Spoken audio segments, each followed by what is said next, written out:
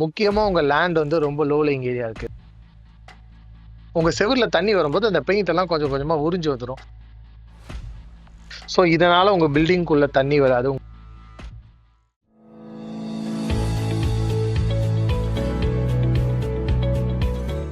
என்ன சார், வீடு கட்டி தான் பெயிண்ட் அடிப்பாங்க, நீங்க பெயிண்ட் அடிச்சுட்டு வீடு கட்டுறீங்க, அதுவும் கருப்பா திருஷ்டி மாதிரி. சார் இது பெயிண்ட் கிடையாது, டாக்டர் ஃபிக்ஸிட்டோட பிட்டோஃபிக்ஸ் கோட்டிங். ஸோ இது எதுக்கு பண்ணுறோன்னா, முக்கியமாக இந்த இடம் வந்து லோ லையிங் ஏரியா.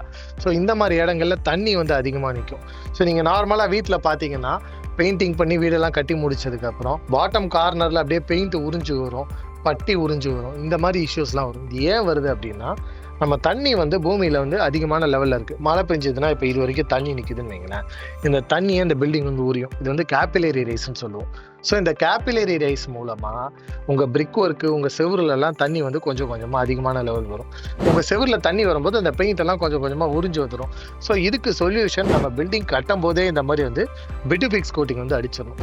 இதில் இருக்கிற அட்வான்டேஜ் என்னன்னு பார்த்தீங்கன்னா, முன்னெல்லாம் இந்த பிட்டோஃபிக்ஸ் கோட்டிங்கை நம்ம ரோட்டுக்கு யூஸ் பண்ணுவோம்ல, தார், அதை பிட்டுமன் சொல்லுவோம். அதை உருக்கி ஹீட் பண்ணி அடிக்கும்போது ஏகப்பட்ட கெமிக்கல் ஸ்மெல் வரும், ரொம்ப கஷ்டமான ஒரு ப்ராசஸ். அதெல்லாம் இல்லாமல் இப்போ ரொம்ப சிம்பிளாக பெயிண்ட் மாதிரியே பக்கெட்டில் வந்துருச்சு. ஸோ அதை நம்ம ப்ரஷ்ஷை வச்சு கோட்டிங் அடிச்சிட்டோம் அப்படின்னா நம்மளுக்கு இதில் தண்ணி உரியாது. ஸோ இது ஒரு வாட்டர் ப்ரூஃபிங் லேயர் மாதிரி அடிஷ்னல்.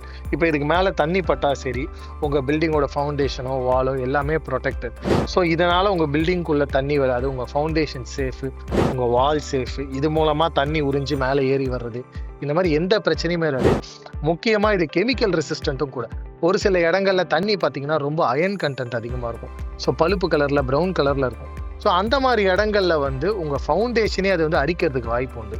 ஸோ அந்த மாதிரி பிரச்சனைகள் எல்லாமே இதில் வந்து நம்ம அவாய்ட் பண்ணிக்கலாம். ஸோ உங்கள் பில்டிங் கட்ட போகிறீங்க அப்படின்னா, முக்கியமாக உங்கள் லேண்ட் வந்து ரொம்ப லோ லையிங் ஏரியா இருக்குது, தண்ணி அதிகமாக நிற்கும், மழை பெஞ்சா அதிகமாக தண்ணி நிற்கிற இடம், இல்லை எனக்கு வந்து குழி தோண்டின உடனே 1 அடி 2 அடியில் தண்ணி வந்துடுச்சு, அந்த மாதிரி இடங்கள்ல கம்பல்சரி இதை பண்ணுறது ரொம்பவே அட்வைசபிள். இதை எல்லாராலையும் வாங்கி யூஸ் பண்ண முடியுமா சார்? சார் இது கம்பல்சரி எல்லாரும் பண்ணணுன்றது கிடையாது. நான் ஏற்கனவே சொன்ன மாதிரி உங்கள் வீடு ரொம்ப லோ லையிங் ஏரியாவில் இருக்குது, தண்ணி அதிகமாக இருக்குன்னா அது ஒரு அடிஷ்னல் ப்ரொடெக்ஷனாக பண்ணிக்கோங்கன்னு தான் சொல்கிறேன். இந்த பில்டிங் பார்த்தீங்கன்னா ஒரு 2500 ஸ்கொயர் ஃபீட் இருக்குது. இதுக்கு நாங்கள் ஒரு 6 பக்கெட் யூஸ் பண்ணியிருக்கோம். ஒரு பக்கெட்டோட காஸ்ட்டு 6000 ரூபா. ஸோ 6 பக்கெட்டுன்னு வரும்போது 36,000, அது போக லேபர் காஸ்ட். ஸோ இந்த காஸ்ட்டை வந்து ஒரு பில்டிங்கோட என்டையர் காஸ்ட்டோட கம்பேர் பண்ணும்போது ரொம்ப கம்மி. இன்னும் முக்கியமாக இதை பண்ணாமல் விட்டு அதை பிரச்சனைன்னு வரும்ல, அதை சரி பண்ணுறதுக்கு இதில் ஒரு ஃப்ராக்ஷன் ஆஃப் த காஸ்ட் தான். ஸோ இதை பண்ணும்போது நம்ம பில்டிங்கோட லைஃப் ஸ்பேனும் நல்லாயிருக்கும், குவாலிட்டியும் நல்லாயிருக்கும். நீங்கள் வீடு கட்டிட்டு இருக்கீங்க, உங்கள் வீடு ரொம்ப தண்ணி இருக்கிற ஏரியாவில் கட்ட போகிறீங்க அப்படின்னா, மறக்காமல் இந்த டேம் ப்ரூஃப் கோர்ஸ் பிட்டோஃபிக்ஸ் கோட்டிங் வந்து பண்ணிக்கோங்க. இதே மாதிரி யூஸ்ஃபுல்லான இன்ஃபர்மேஷன் தெரிஞ்சுக்கணும்னு நினச்சிங்கன்னா எங்கள் பேஜை ஃபாலோ பண்ணுங்கள்.